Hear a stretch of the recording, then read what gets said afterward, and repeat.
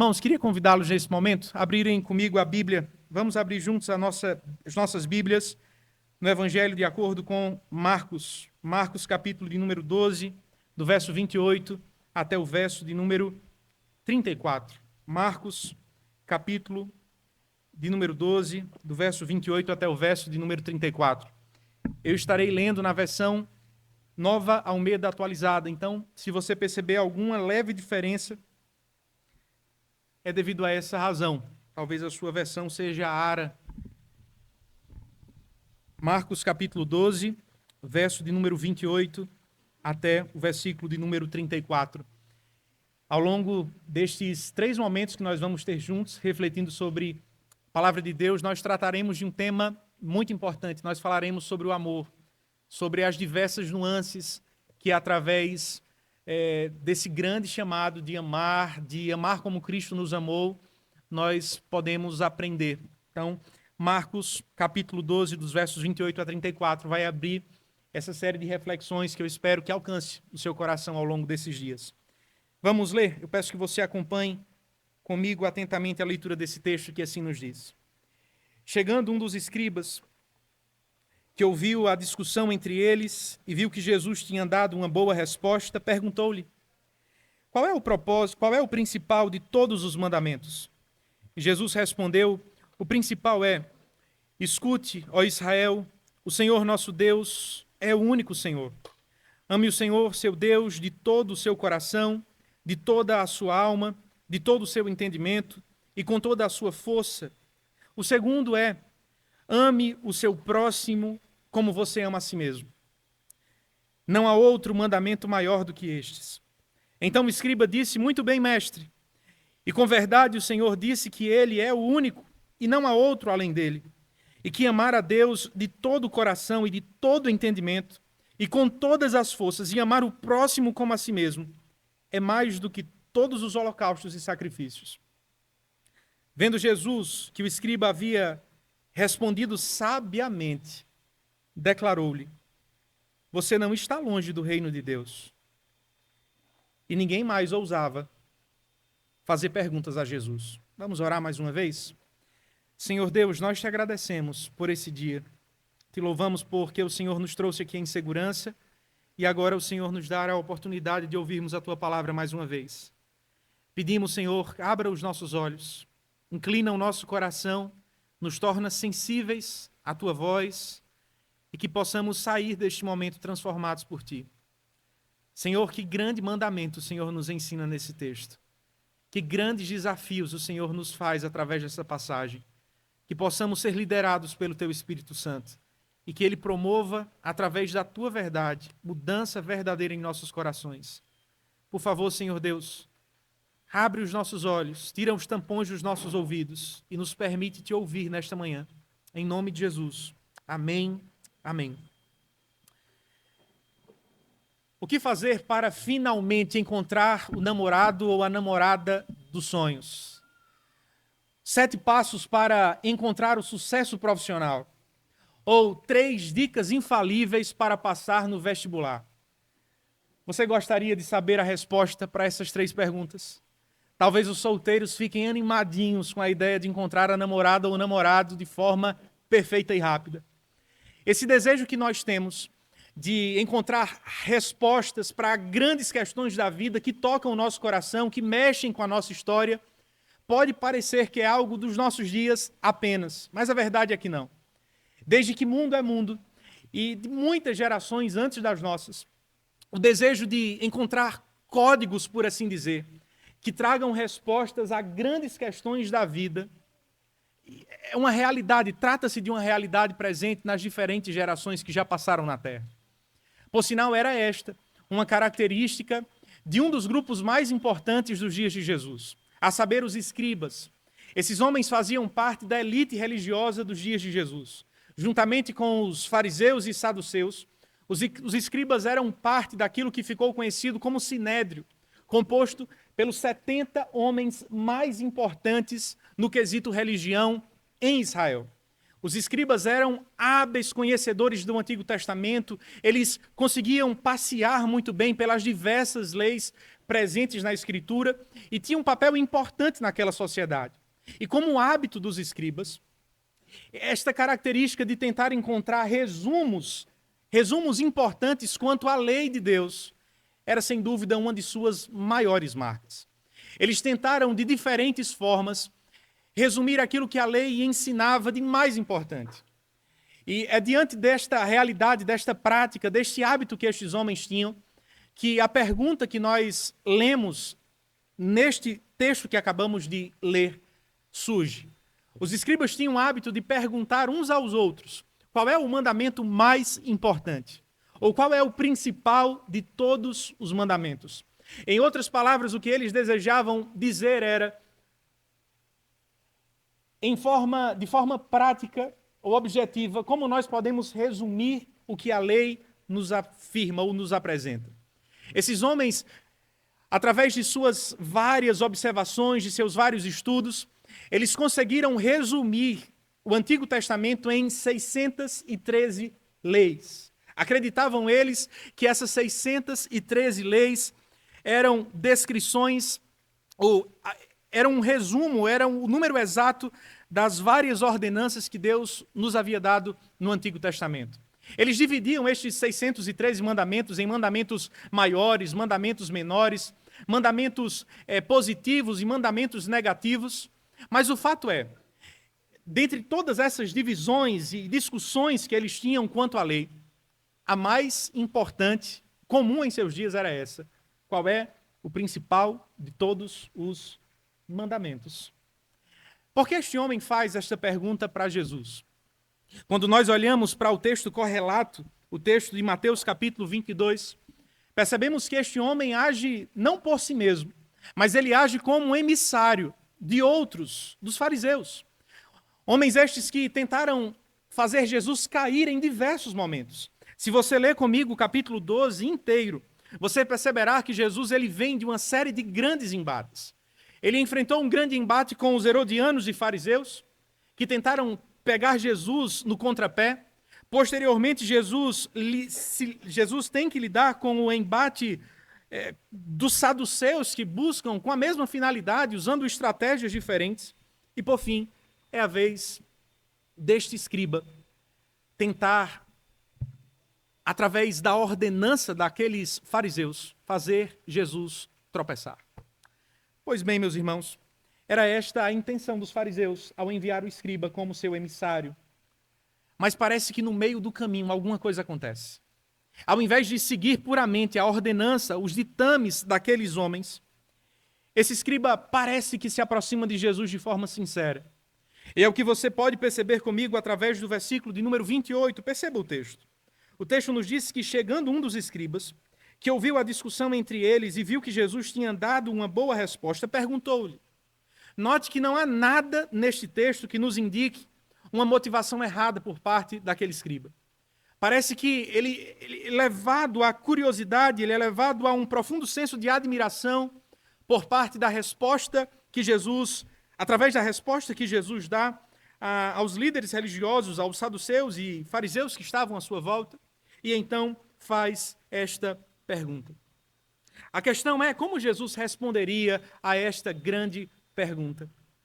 Usando aquele questionamento não como uma forma de simplesmente defender-se, mas como que abrindo uma janela para ensinar uma verdade extremamente importante ao coração daqueles homens que estavam à sua volta, assim como o escriba, bem como a todos nós que nos achamos aqui hoje reunidos.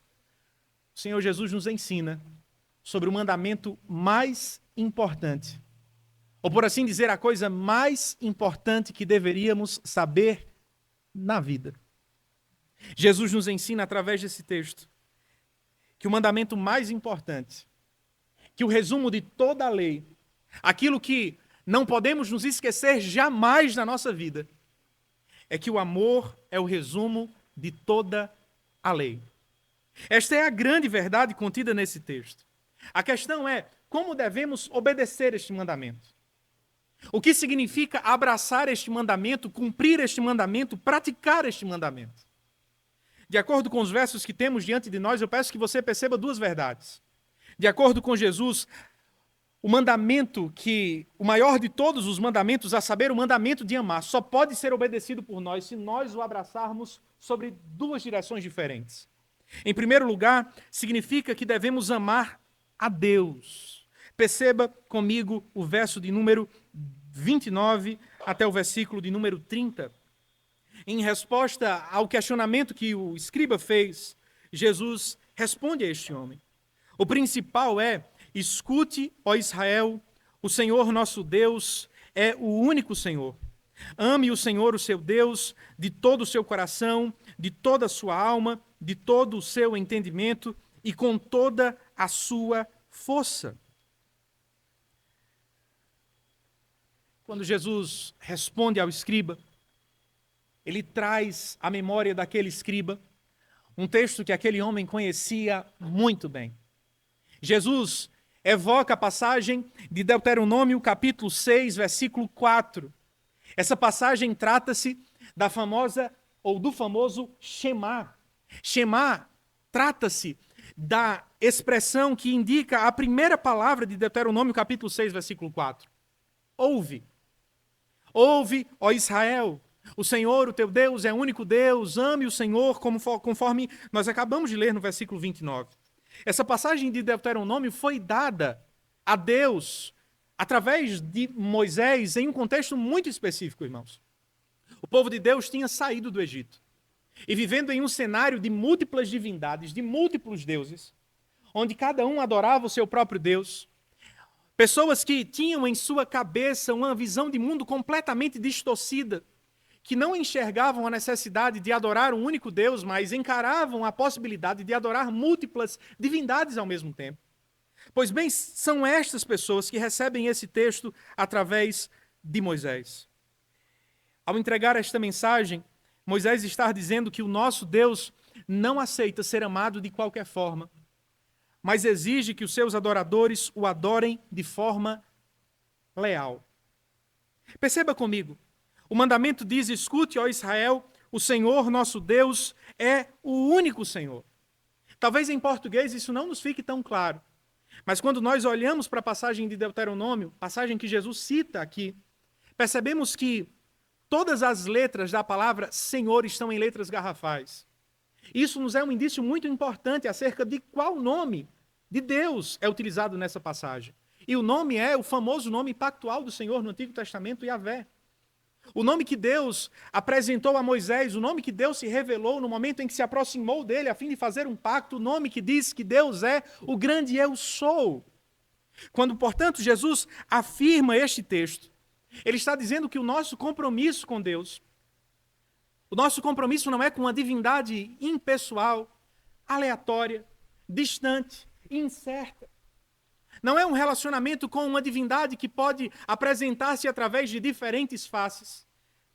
Mas o compromisso com uma divindade específica, com um Deus específico, com um Deus da aliança, com um Deus que se revelou ao seu povo, com um Deus que os retirou do Egito, com um Deus que fez proezas, com um Deus que com braço forte os tirou da escravidão e os trouxe à liberdade. Eles não tinham a liberdade de adorar a qualquer divindade ou de adorar ao Deus verdadeiro e a outros deuses ao mesmo tempo. O compromisso é: escute, ó Israel, o Senhor Deus, ou o Senhor nosso Deus, é o único Senhor. Irmãos, que verdade importante quando nós falamos sobre o amor que devemos a Deus. Aquelas pessoas nos dias do Antigo Testamento não tinham sérios problemas em adorar a uma divindade e outras divindades, a dobrar-se diante deste Deus e daquele outro Deus. Isso não gerava conflitos na visão de mundo que aquelas pessoas possuíam. E frequentemente isso também não gera conflitos na visão que muitas pessoas dos nossos dias possuem. Algumas pessoas dobram-se diante, ou dizem dobrar-se diante do Deus verdadeiro, ao passo que dobram-se não diante de estátuas de pedra, de bronze, de ouro ou de barro, mas quem sabe diante da estátua do dinheiro, diante da estátua do relacionamento humano, da aprovação das pessoas, do sucesso neste mundo, Pois bem, o que Deus está nos dizendo é que Ele não aceita uma adoração que seja dividida. O amor que devemos a Ele é um amor leal. É um amor leal. Em segundo lugar, perceba o que esse texto nos ensina acerca do amor que Deus nos chama a entregar a Ele. Se por um lado ele é um amor leal, em segundo lugar, perceba através do versículo 30, que é um amor que envolve todo o nosso ser, é um amor integral, por assim dizer. O texto nos diz: ame o Senhor, o seu Deus, de todo o seu coração, de toda a sua alma, de todo o seu entendimento e com toda a sua força. Vocês conseguem perceber a palavra que se repete aqui por 4 vezes em um único verso? A palavra é todo. Se por um lado Deus não aceita ser adorado, enquanto nós adoramos a outros falsos deuses, Ele não aceita que o adoremos apenas com parte de quem somos, mas com todo o nosso ser, com a inteireza da nossa existência. A pergunta é: o que significa em termos práticos isso que Jesus nos ensina aqui? O que significa adorar a Deus com todo o nosso coração, com toda a nossa alma, entendimento e força? Antes de destacar esse ponto, uma rápida observação. Jesus cita, como falei a vocês, Deuteronômio capítulo 6, versículo 4. Todavia, ele faz um acréscimo importante. Em Deuteronômio, a expressão entendimento não se acha presente. Encontramos coração, alma e força, não entendimento. Esse é um acréscimo que Jesus coloca nesse texto. Isso é muito importante de ser percebido. Feita essa observação, em termos práticos, o que significa este mandamento? Qual é o sentido destas 4 dimensões que o texto nos esboça? Por coração, entenda a sede ou a sala de controle da existência humana. Quando falamos sobre coração, não estamos tratando do simples órgão que bombeia sangue para todo o restante do nosso corpo, mas estamos falando da sala de controle da nossa existência. Biblicamente, coração significa isso. É o lugar que controla todos os nossos desejos, todas as nossas ambições, a nossa identidade, a forma como enxergamos a vida, a forma como lideramos os nossos passos, pois bem, o nosso coração dita o rumo de todos os nossos caminhos. É por isso que em Provérbios capítulo 4, verso 23, o sábio Salomão escreve: sobre tudo o que se deve guardar, guarda o teu coração, porque dele procedem as fontes da vida. O nosso coração dita o caminho dos nossos passos, dita a direção dos nossos olhos, dita aonde nós estamos firmando a nossa identidade. O que Deus está, portanto, nos dizendo é que Ele deseja ser amado, que a nossa identidade esteja fixada nele, esteja firmada nele.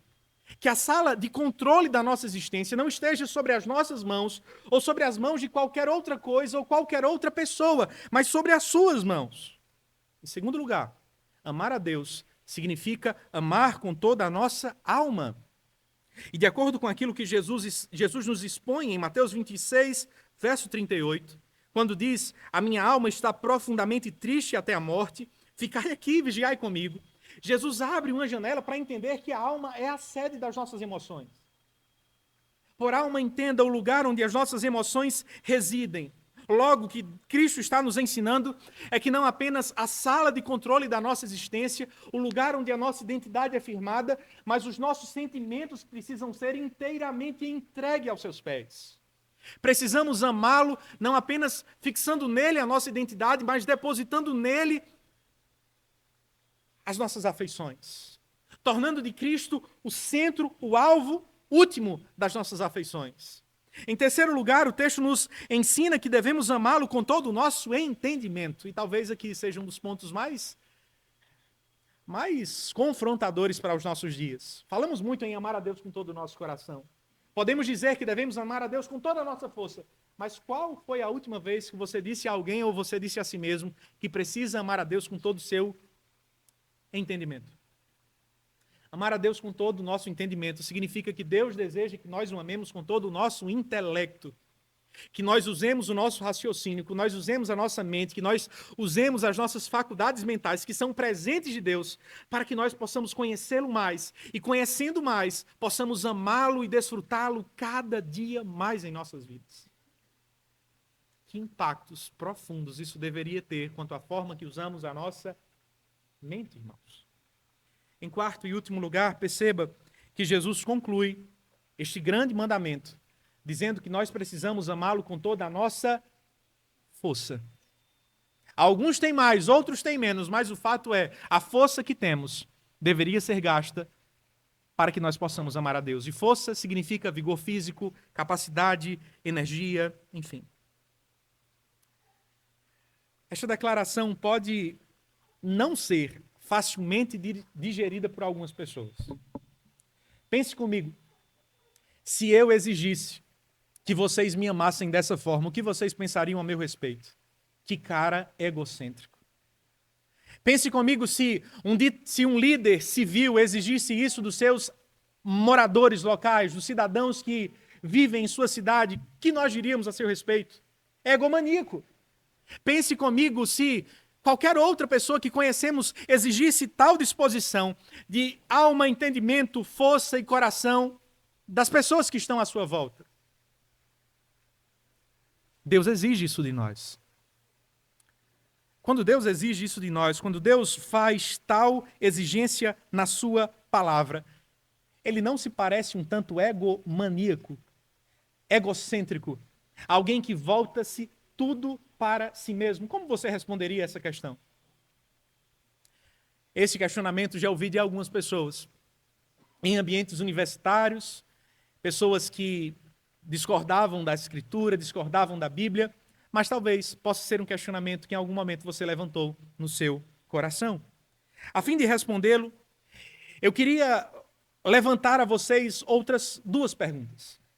A primeira pergunta é: quem é aquele que faz tal exigência?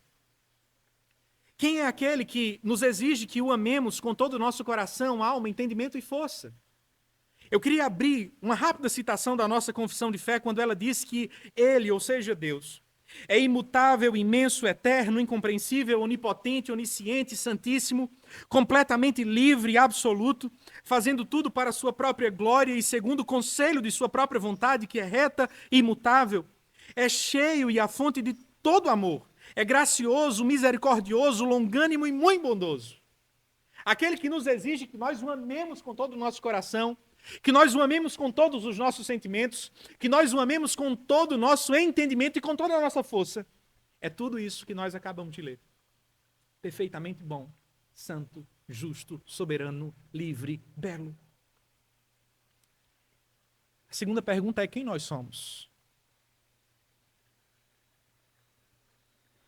Nós somos criados, quer gostemos ou não,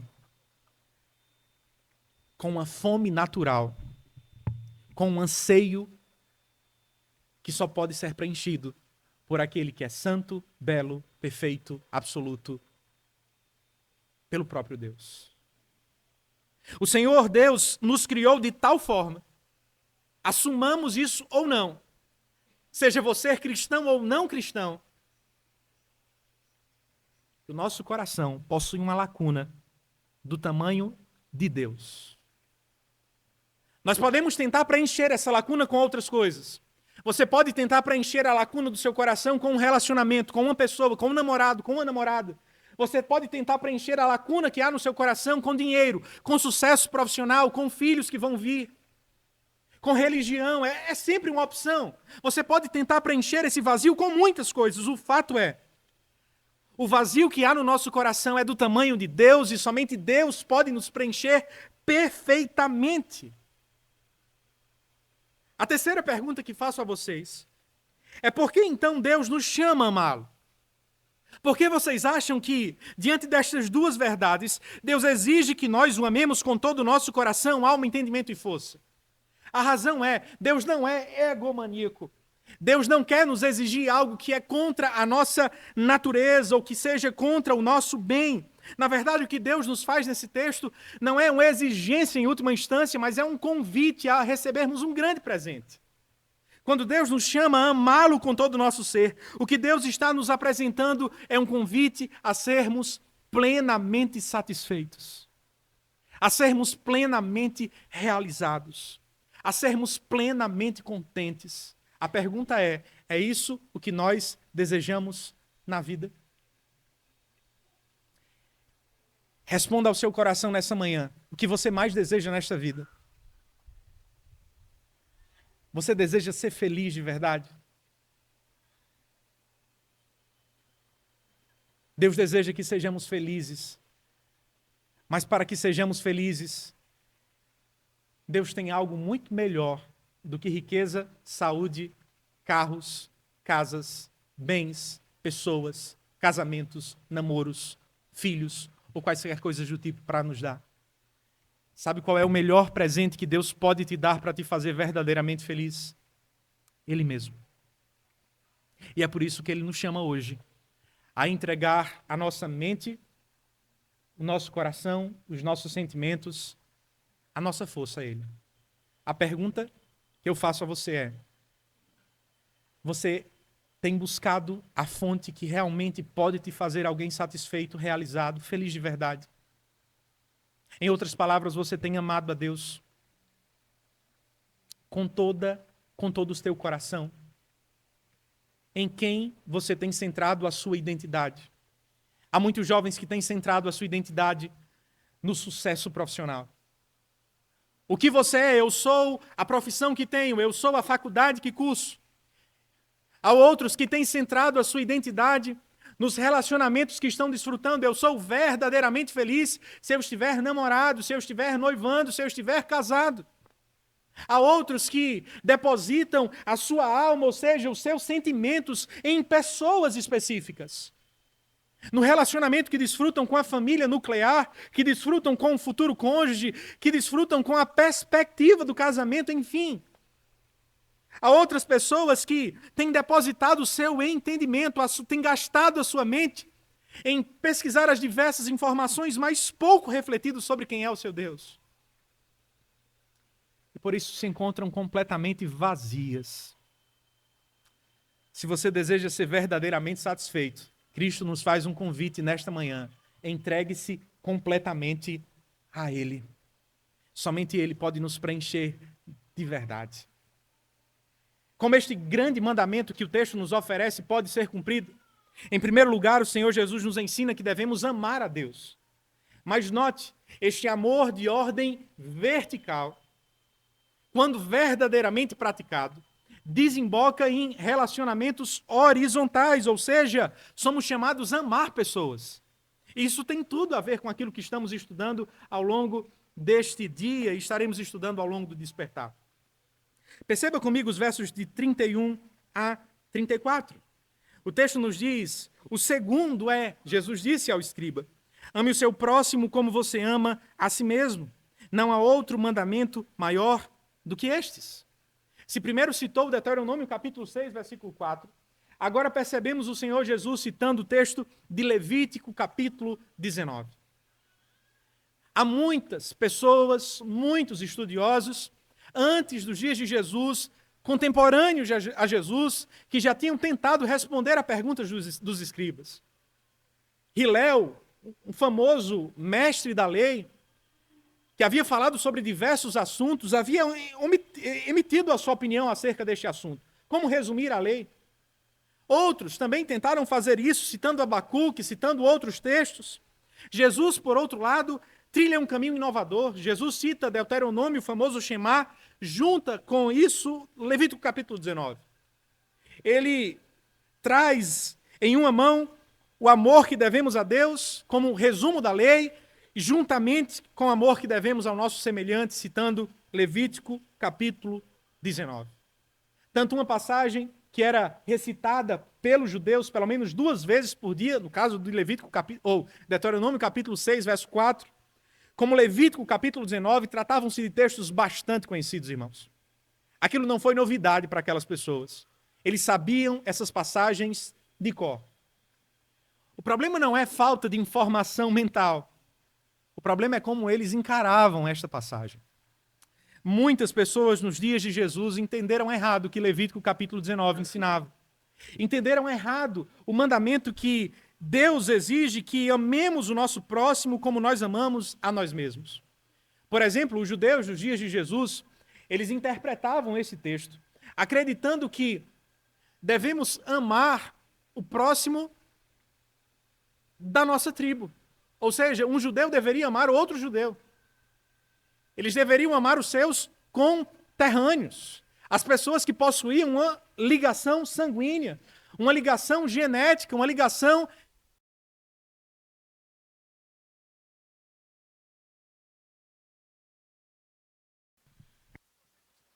Vocês buscam comer, se vocês estão fedendo, vocês buscam tomar um banho, passar um Rexona.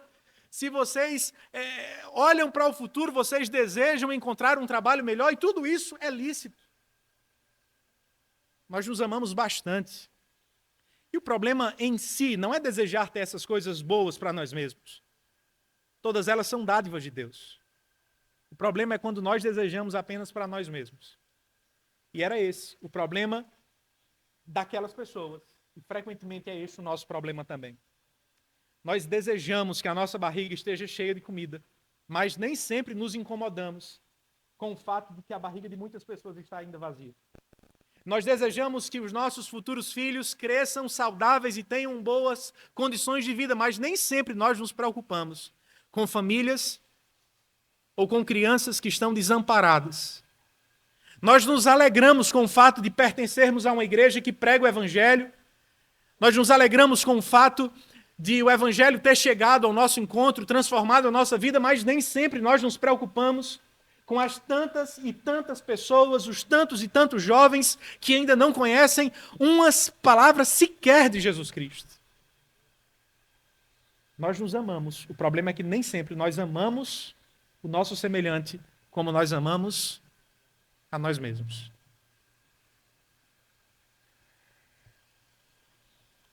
Os contemporâneos de Jesus erraram.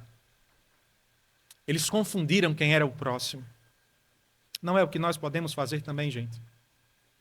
Seja bem sincero. Essa não é uma tentação também nossa. Penso que nós podemos cair na tentação de não amar o próximo como amamos a nós mesmos de algumas formas diferentes. Por exemplo, você pode cair nesta tentação quando abraça a prática de amar o próximo ou amar apenas o próximo que é bem próximo de nós. O que quero dizer com isso? Quando nós amamos aquelas pessoas que se parecem muito conosco e somos indiferentes com as pessoas que são diferentes de nós. Nós amamos as pessoas que pertencem à mesma denominação que a nossa, mas desprezamos as pessoas que são de outras denominações. Nós amamos as pessoas que fazem parte do mesmo círculo social que o nosso, mas nos mostramos indiferentes com as pessoas que fazem parte de um círculo social diferente do nosso. Nós amamos os jovens, mas nós não amamos os mais velhos. Nós amamos as pessoas que se parecem conosco em questões secundárias, como, por exemplo, a afinidade política. Nós amamos as pessoas que votaram no nosso presidente, mas odiamos as pessoas que votaram no outro candidato. Quando nós fazemos isso, nós não estamos em nada agindo diferente daqueles homens que se afastavam dos samaritanos. Ao invés disso, nós estamos nos tornando sectários. Você sabe o que é ser alguém sectário? Alguém que vive em um gueto, repleto de pessoas que se parecem exatamente com elas. Muitas vezes, os nossos relacionamentos se parecem com isso. Nós não nos relacionamos como um corpo, mas nós nos relacionamos como um gueto. O gueto dos jovens, o gueto dos ricos, o gueto dos brancos, o gueto dos negros, o gueto deste candidato, o gueto daqueles candidatos, o gueto desta denominação, o gueto daquela denominação. O problema disso é que Cristo não nos salvou para fazermos parte de um gueto, mas para fazermos parte de um corpo. E este povo, este corpo, tem uma única coisa em comum, irmãos. Não é o nome que carregamos no nosso sobrenome, não é a quantidade de dinheiro que temos no nosso extrato bancário, não é se somos analfabetos ou se somos doutores, não é se somos presbiterianos, assembleianos ou batistas, mas é se fomos comprados e lavados pelo sangue de Cristo Jesus. A pergunta é, nós temos amado os próximos que são apenas bem próximos de nós? Há uma outra tentação, a tentação que podemos abraçar em segundo lugar é amar apenas os próximos que estão bem distantes de nós. O que quero dizer com isso? Nós podemos fazer do amor ao próximo um amor muito mais idealizado do que um amor realizado. Um amor muito mais na teoria do que um amor prático. Exemplos. Eu amo a obra missionária, mas desprezo o missionário que está do meu lado. Eu amo a humanidade, mas não consigo amar o meu vizinho. Nós precisamos alcançar as nações para Cristo, mas eu não consigo pregar para o meu vizinho de porta. Nós precisamos servir a África, mas eu não consigo servir ao irmão que está do outro lado do banco, que está do outro lado da sala, da igreja, da minha convivência. Eu não consigo amar o meu pai, eu não consigo amar a minha mãe, eu não consigo amar o meu irmão, eu não consigo amar a minha família. Você tem abraçado esse tipo de tentação? Facilmente nós podemos amar o próximo bem longe, porque afinal de contas é mais seguro, nos mantém protegidos e não nos leva a qualquer custo. Se estas são duas tentações bem reais que eu e vocês sofremos e podemos cair, há um caminho melhor, irmãos. E esse é o caminho que o Senhor Jesus nos oferece. É amar o próximo que está no nosso caminho. Um texto que nos deixa isso expresso de forma muito clara é a famosa passagem, é a tão famosa parábola do bom samaritano. A história nos conta que existia um homem que caiu no meio do caminho e um levita, um sacerdote, passaram ao seu lado e simplesmente o rejeitaram. Por outro lado, apareceu no meio do caminho um samaritano. Os samaritanos odiavam os judeus e os judeus odiavam os samaritanos. A ironia da parábola é que o próximo, bem próximo daquele homem, tinha desprezado ele, enquanto o próximo distante, o caso improvável, a pessoa que, via de regra, que obviamente deveria rejeitá-lo, abraçou. O samaritano vai ao seu encontro, socorre em suas necessidades, o leva a uma hospedaria e fala para o dono da hospedaria: cuide dele, hospede ele. Ele enfia a mão no bolso, paga e diz o seguinte: se tiver qualquer custo, eu pagarei. Aquele homem mostrou um tipo de amor que Jesus nos chama a praticar, o tipo de amor que é exatamente aquele que, neste texto que estamos lendo, somos impelidos a abraçar, amar o próximo que está no nosso caminho. O amar o próximo que está ao nosso caminho nos leva a assumir custos, nos leva a abraçar riscos, nos leva a fazer aquilo que está ao nosso alcance hoje, agora, nesse instante.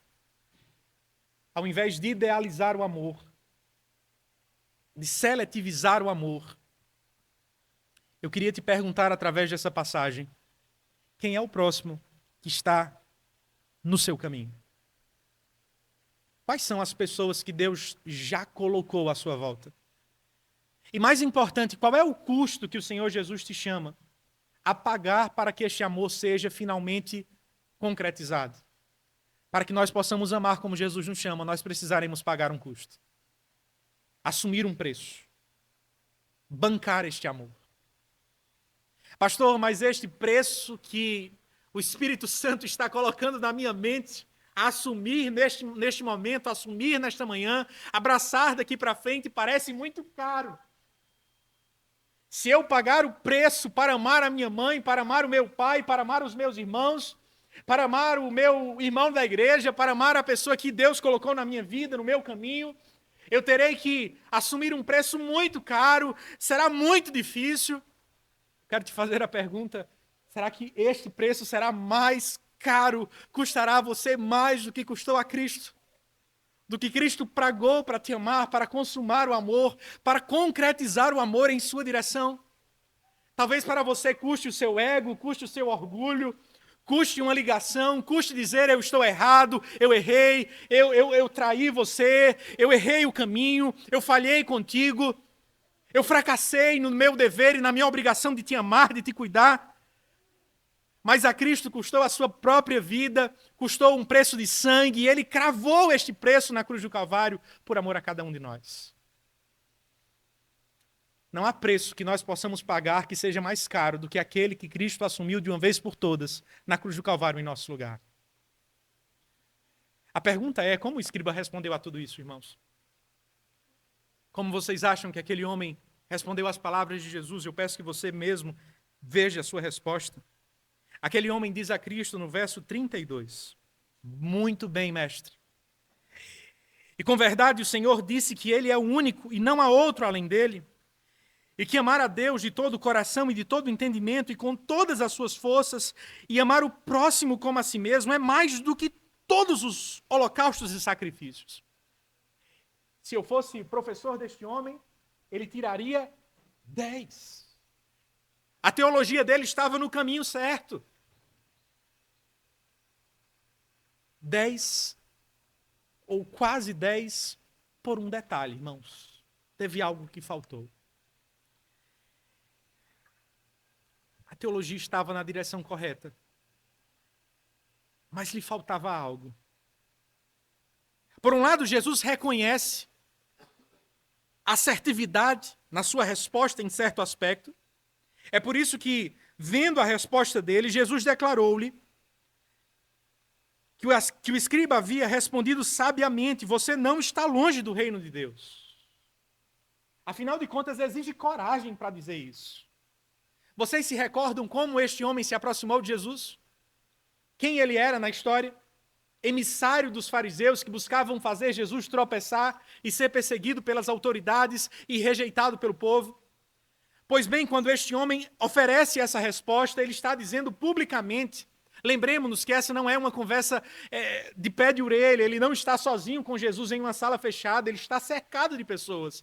Logo, quando ele afirma o que afirma no verso 32, ele está dizendo: Senhor Jesus,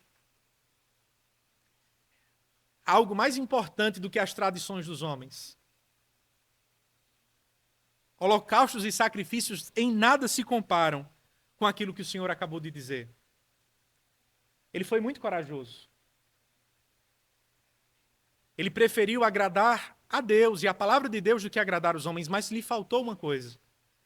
Isso nós percebemos, porque apesar de Jesus dizer que ele não estava longe do reino, Jesus também não disse que ele estava no reino. Vocês percebem que há uma grande diferença aqui? Ele não estava longe, mas ele não estava no reino. Estar perto do reino não é estar no reino, irmãos.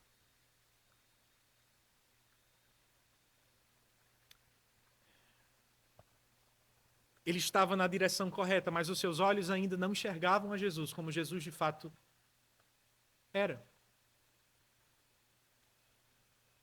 Que conclusão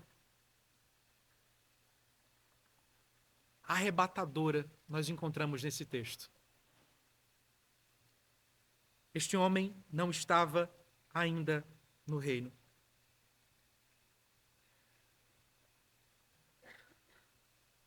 A verdade ainda não havia descido ao seu coração.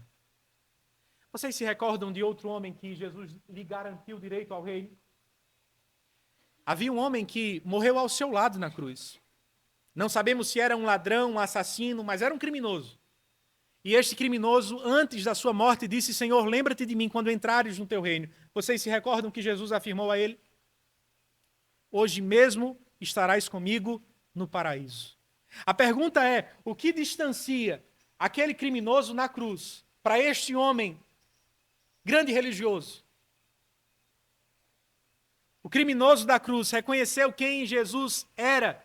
Jesus era o Filho de Deus, Jesus é o Salvador, Jesus é o Senhor do reino.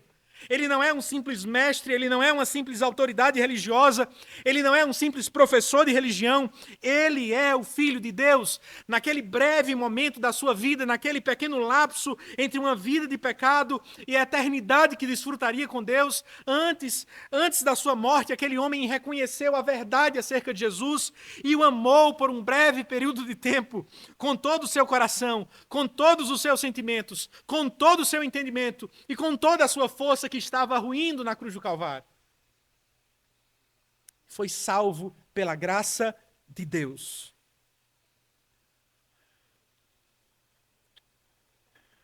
Você se encontra em qual posição nesse instante?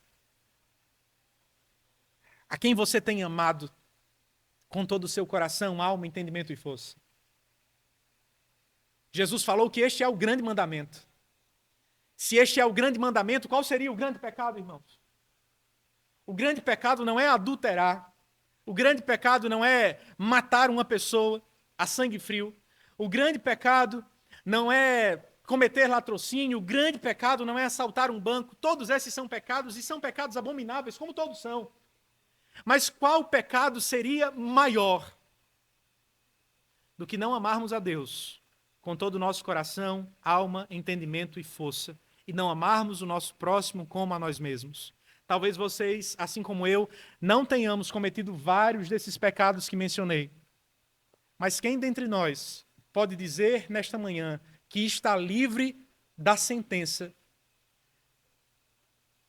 de não ter amado a Deus e amado o seu próximo, como somos exortados nesta passagem? E é justamente por essa razão que todos nós estamos perdidos. Todos nós estamos sem esperança. Todos nós estamos no mesmo bote furado. A boa notícia é que Jesus veio para nos resgatar deste bote furado. Você e eu não conseguimos amar a Deus e o próximo como deveríamos, mas a boa notícia é que Jesus o fez. Jesus amou a Deus com todo o seu coração, alma, força, entendimento. Como fez isso? Ele obedeceu à vontade do Pai, caminhou em direção à cruz do Calvário. Mais do que isso, ele nos amou como a si mesmo. E como fez isso? Indo à cruz do Calvário. Na cruz do Calvário, nós não encontramos apenas a mais profunda demonstração do amor de Deus, ou do amor de Cristo pelo Pai, mas também a mais profunda demonstração do amor de Cristo por nós. Cristo cumpre estes dois mandamentos na sua vida e na sua morte em nosso favor. E é porque ele obedeceu perfeitamente este grande mandamento que nós somos salvos, que nós somos perdoados, que nós somos reconciliados, que nós somos redimidos e salvos pela sua maravilhosa graça. Se você, até hoje, não amou a Deus e ao seu próximo como você é ensinado nesse texto, eu queria te convidar nesta manhã. Olhemos juntos para aquele que amou, para aquele que se entregou por você, para nos trazer vida e vida eterna. A boa notícia do Evangelho não é que nós conseguimos cumprir a lei de Deus e ser aprovados por Ele no último dia. A boa notícia do Evangelho é que mesmo sem cumprirmos a lei, Cristo a cumpriu perfeitamente em nosso lugar. Que o Senhor Deus possa te abençoar. Que você acesse a presença de Deus através da única ponte que nos faz sair de estarmos perto do reino para habitarmos o reino. E esta ponte é Cristo Jesus. Vamos orar nesse instante? Fechemos os nossos olhos. Senhor Deus, nós te agradecemos pela tua palavra e por aquilo que o Senhor fez em nosso lugar na cruz do Calvário através do teu Filho Jesus.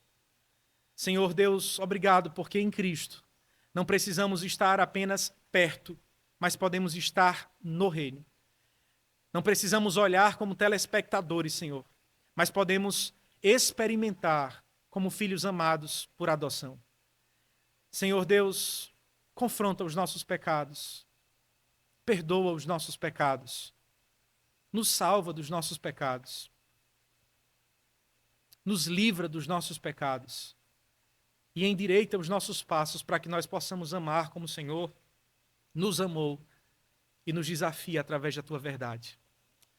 Nós te louvamos e te agradecemos. Em nome de Jesus. Amém e amém. Que Deus nos abençoe, irmãos.